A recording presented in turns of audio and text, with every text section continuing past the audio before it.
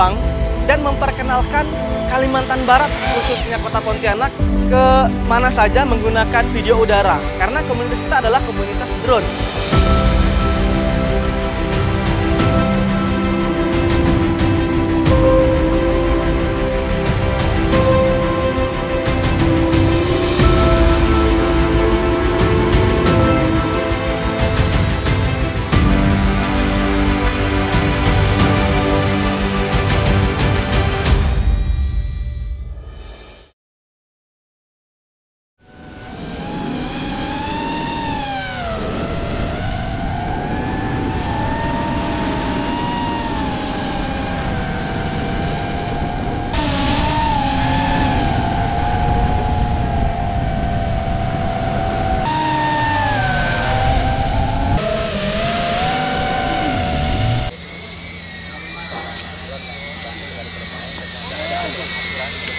Saya mencari teman sehobi, teman sepengguna drone.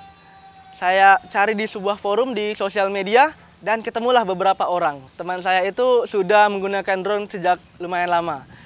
Jadi kami berempat berinisiatif untuk membentuk sebuah komunitas. Nah, terbentuklah Pilot Drone Kalbar pada saat itu.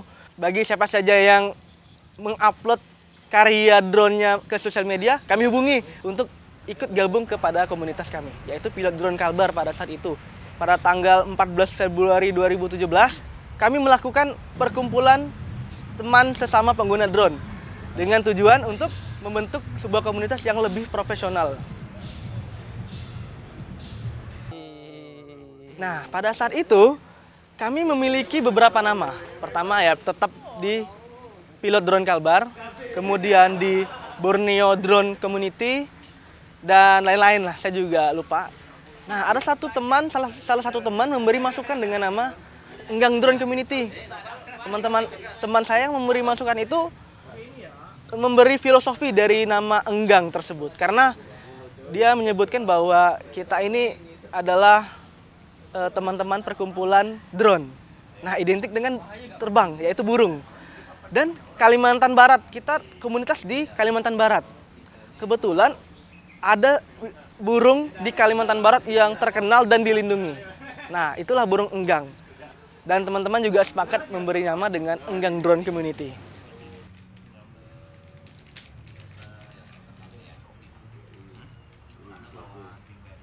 Nah, untuk visi dan misi Enggang Drone Community, kita sepakat komunitas drone kita harus memiliki visi dan misi. Karena apalah tujuannya kalau komunitas tidak ada tujuan?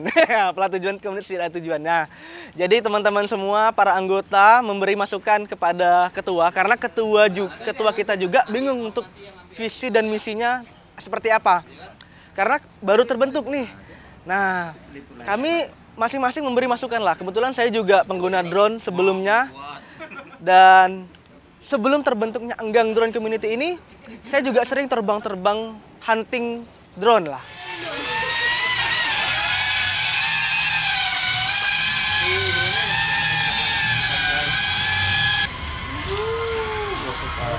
Jaraknya ketinggian lah yang kena intervensinya dia. Ambil dia bangun segini.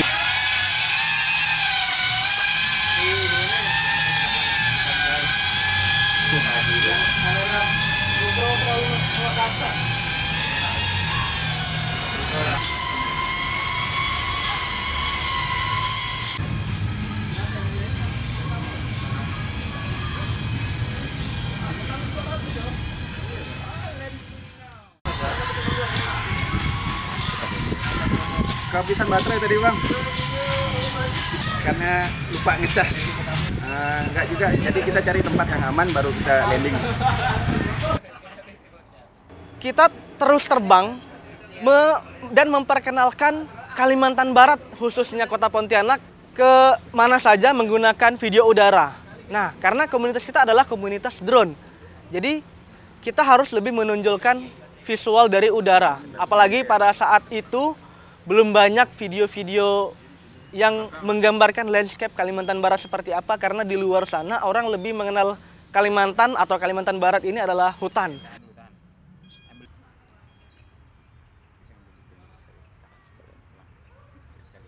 tidak menutup kemungkinan juga banyak orang-orang yang sudah berpengalaman di drone, baru tahu ada komunitas, mereka juga gabung. Dan kita anggap mereka yang baru gabung dan memiliki pengalaman tersebut sebagai guru kami.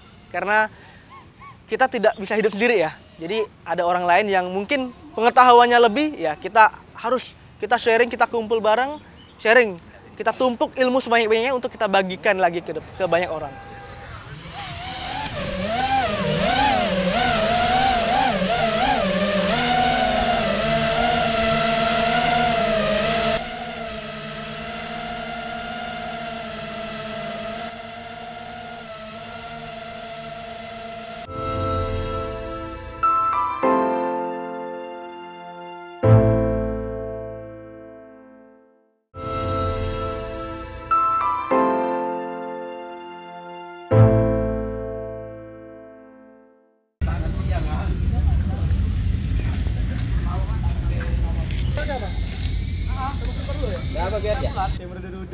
Jadi setiap pilot walaupun udah punya sertifikat, dia diwajibkan lagi Om untuk diakui oleh DKPPU, itu lembaga dinas perhubungan udara. Nah itu kita bisa daftar di Slobi. Jadi siapapun yang udah sertifikasi, baik itu dari PASI, API atau kemudian dan yang lainnya, itu dia perlu registrasi lagi. Mesti kelayakan lagi ya? Layak lagi, bahwa mereka memang benar-benar layak dan diakui oleh pemerintah. Untuk sertifikasi drone, menurut saya penting. Apalagi yang profesional, yang sudah bekerja di bidang drone. Seperti saya dan teman-teman di komunitas juga banyak yang profesinya adalah pilot drone, menghasilkan cuan dari drone. Sangat penting untuk mendaftarkan dirinya, mendapatkan sertifikasi. Dia kalau profesional bisa menerbangkan drone di tempat-tempat yang terlarang. Karena kita memiliki sertifikasi dan kita bisa langsung mendapatkan izin dari Angkatan Udara. Kita lebih tanggung jawab lah sebagai pilot drone. Mereka mengundang saya untuk mendokumentasikan secara udara menggunakan drone dan syaratnya harus sertifikasi. Orang yang sudah sertifikasi sudah terbukti profesional di bidangnya. Kita sebagai para pilot drone harus lebih peka terhadap sertifikasi ini. Nah, saya sih aman banget. 5 mipung nih. Di 7 ya. 7. Itu berapa? Berhenti di mana? Kita terbang ramai-ramai. Om Bahar yang paling depan. Depan ya.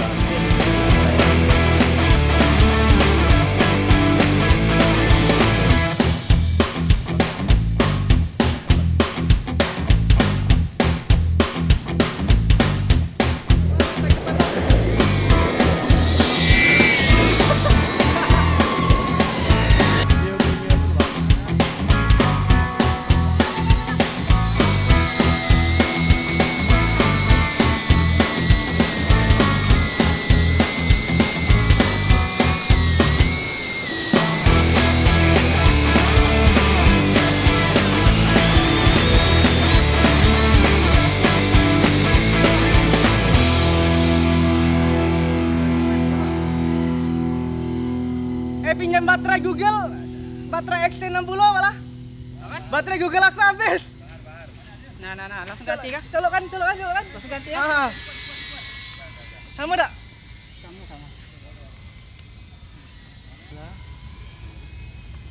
Akhirnya.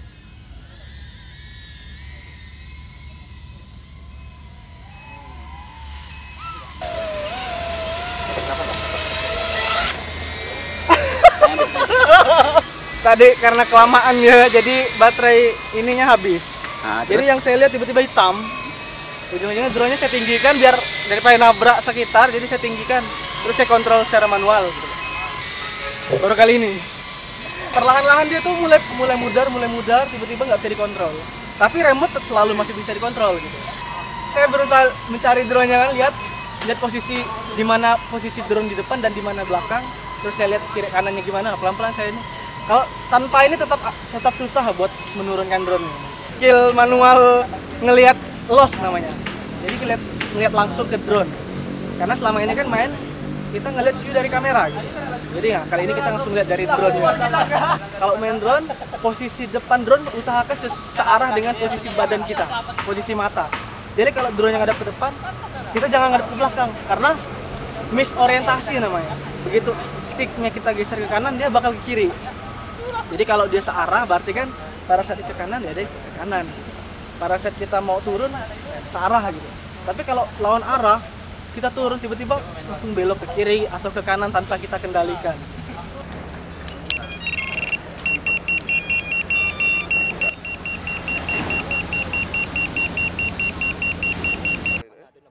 Untuk skill teknis para pengguna pemula dan profesional jelas ada bedanya. Bagaimana para pilot drone itu bisa mengendalikan drone-nya itu dengan aman. Ya terutama pada saat memegang remote, ya kan? Jadi semua drone itu dikontrol menggunakan remote.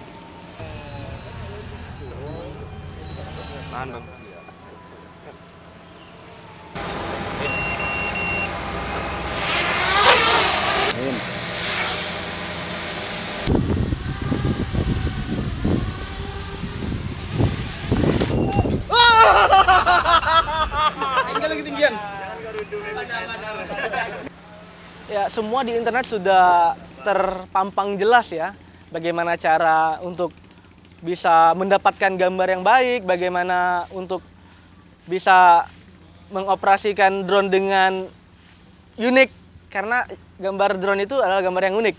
Semakin sulit untuk para pilot profesional, semakin sulit gambarnya, semakin puas dia bermain.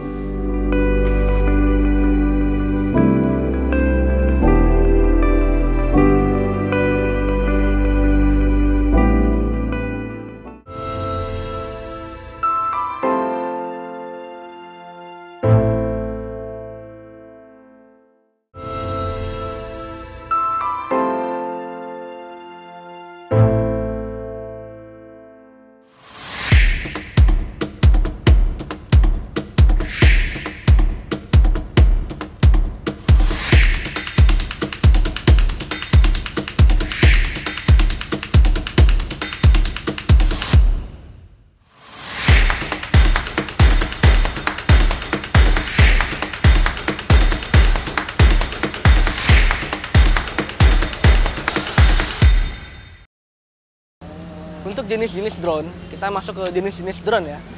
Kebetulan saya pertama kali menggunakan drone, kita sebut dengan drone aerial. Itu penggunaannya ya sama dengan semua drone yang ada ya. Menggunakan remote, tangan kiri buat naik, tangan kanan buat maju mundur kiri kanan.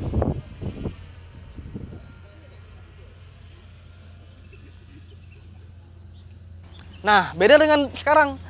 Sekarang saya menggunakan drone ini, namanya drone rakitan atau ini jenisnya jenis drone FPV, yaitu drone rakitan tangan saya sendiri karena sudah bertahun-tahun menggunakan drone pabrikan.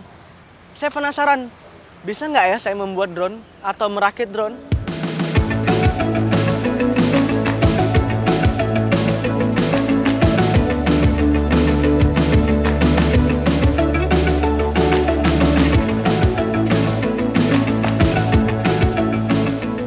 Di luar negeri ya maksudnya ya, itu penggunaan drone FPV ini sudah profesional, sudah menjadi pekerjaan. Bahkan nilai jualnya jauh lebih tinggi dibanding drone konvensional, drone aerial. Nah, yang saya pakai sendiri ini drone karena tingkat kesulitannya yang jauh lebih sulit. Jadi saya pribadi untuk jasa sewa drone, saya menetapkan harga yang jauh lebih tinggi dari drone biasa.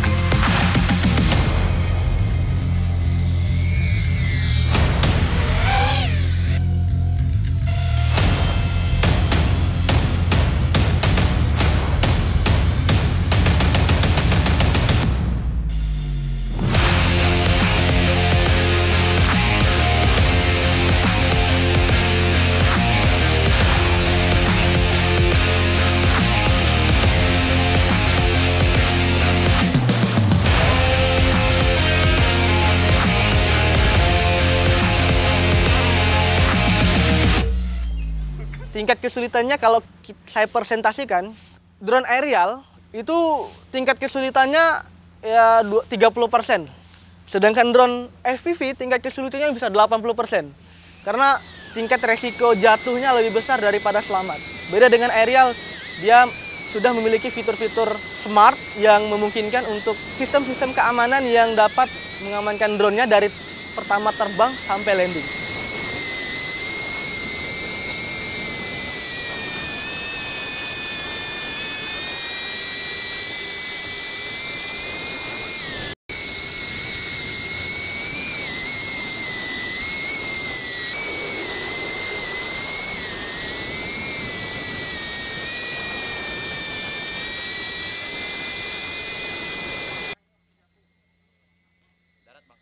Pemahaman dasar yang harus dipahami adalah peraturan drone-nya. Beda dengan dulu, pada tahun 2015 saya memain drone, itu masih tabu dengan peraturan-peraturan yang ada. Undang-undangnya sudah tertulis jelas di negara kita dan memiliki konsekuensi yang lumayan tinggi. Sekarang sudah banyak banget pengguna-pengguna drone. Jadi tidak hanya di komunitas kita sebagai pengguna drone, di luar sana juga banyak pengguna drone. Saya setuju sebenarnya dengan peraturan, misalnya ditangkap, pelaku ini ditangkap, dimasukkan ke dalam sel misalnya. Tetapi alangkah baiknya pemerintah kita lebih banyak mengedukasi terhadap peraturan tersebut. Karena mungkin mereka belum tersampaikan peraturannya karena kurang edukasi oleh pemerintah, ya kan? Nah, inilah fungsinya kami untuk memberi ilmu-ilmu khususnya tentang peraturan drone.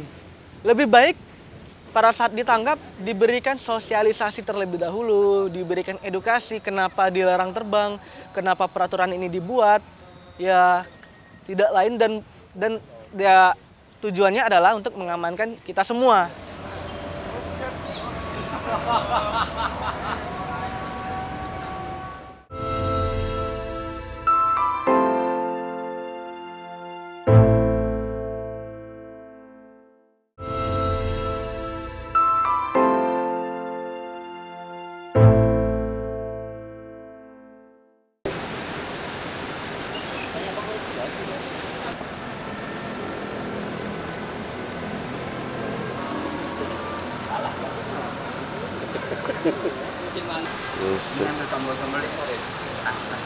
Setelah ada foto lah. Praktek pemetaan sebenarnya atas aja sih. Ini kan 4 Pro.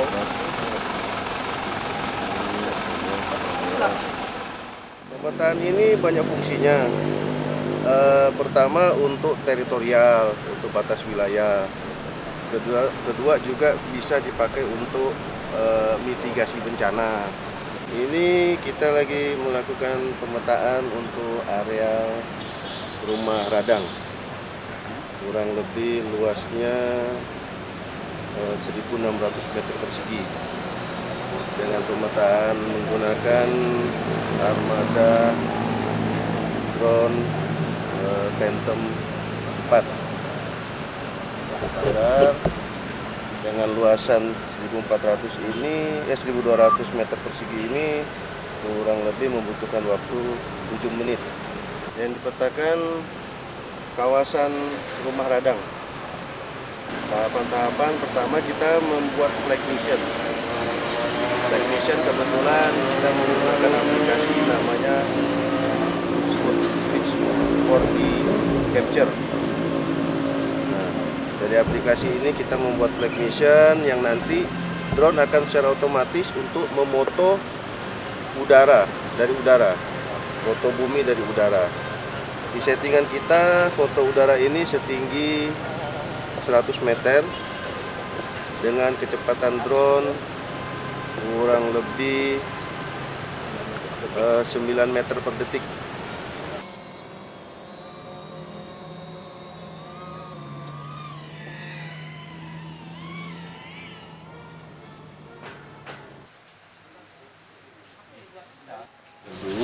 Karena awalnya kan fotonya kan satu-satu tuh, trek 200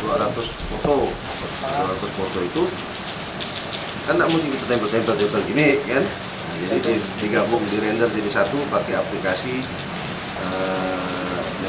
metases profesional, lagi shop metases profesional.